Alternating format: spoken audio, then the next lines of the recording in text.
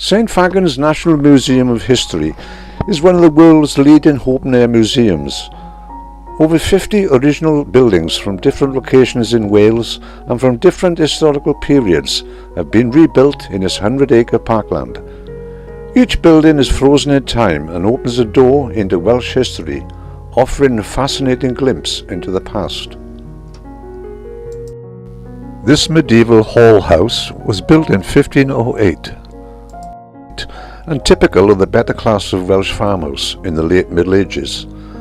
The open hearth, which was just placed in the centre of the hall, and the smoke from the fire escaped through the roof and the unglazed windows.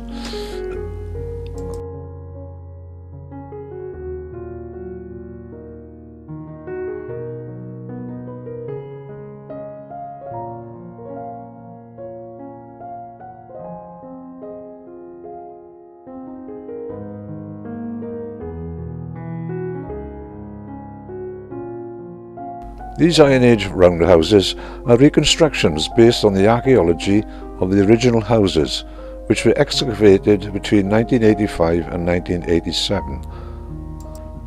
The walls were constructed of clay, 1.8 meters thick.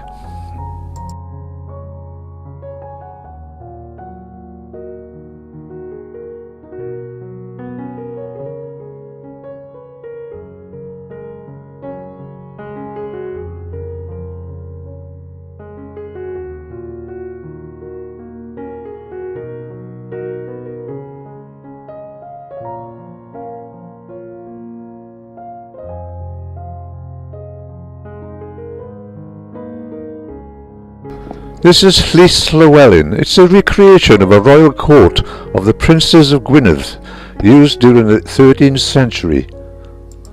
It is based on the surviving remains excavated by the Gwyneth Archaeological Trust between 1992 and 1996.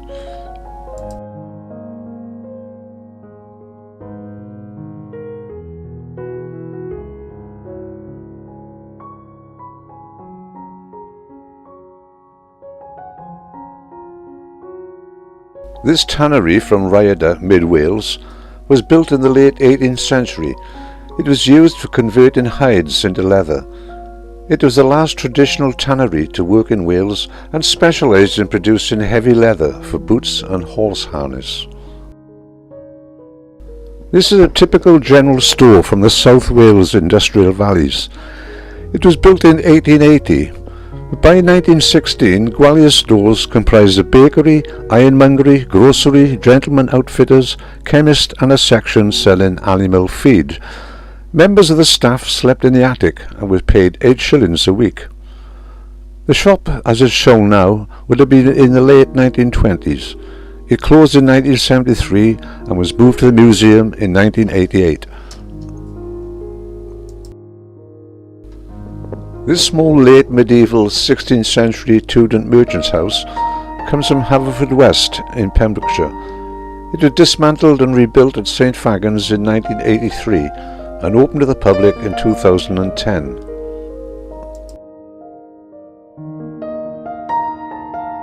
The family lived upstairs in this room.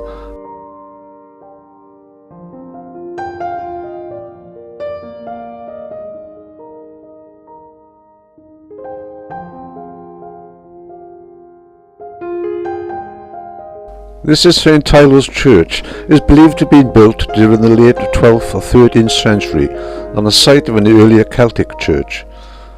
Over the following centuries, the building was altered and extended. St Tyler's Church has been refurbished as it may have appeared about the year 1530, complete with all the elements associated with the late medieval Catholic Church.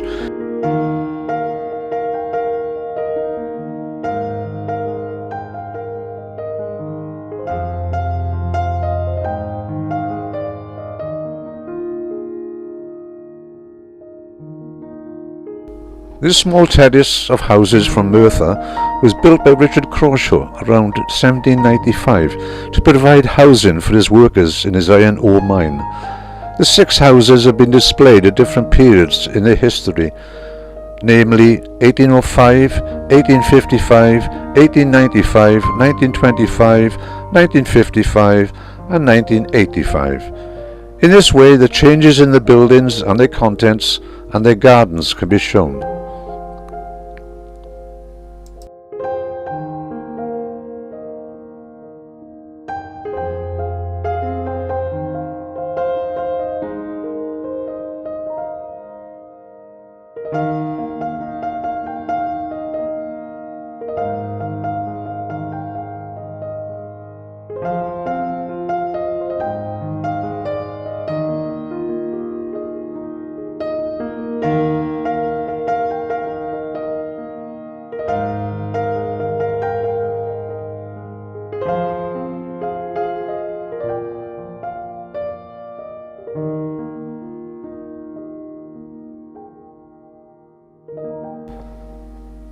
This is the last house in the row as it would have looked in 1985.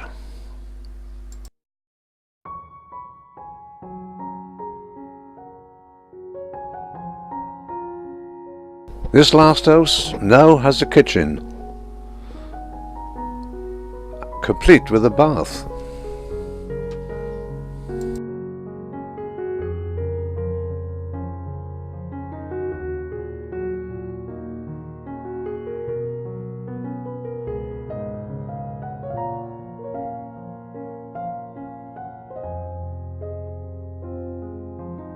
This small country school was built in 1880 and comprised of just a single classroom, an entrance lobby and a side porch.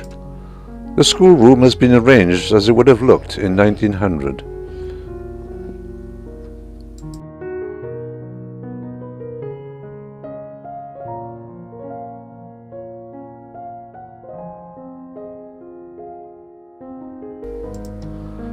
This cottage was built in 1762. We know that in 1861 the inhabitants were Anne and Hugh Williams with his 6 children, a maid and a lodger. It makes you wonder where they all slept.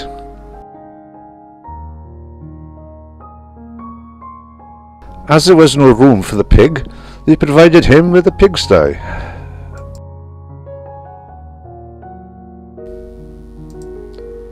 This cottage is built of clay or mud, probably about 1770. The plain furniture depicts the home of a farm labourer at the end of the 18th century.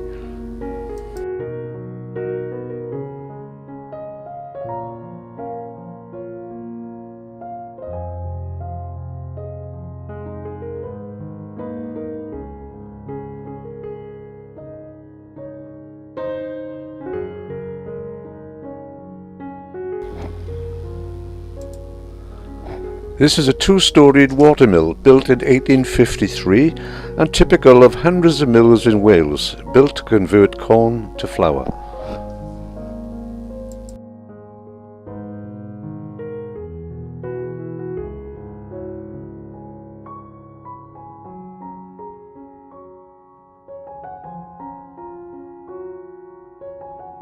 Well, thanks for watching.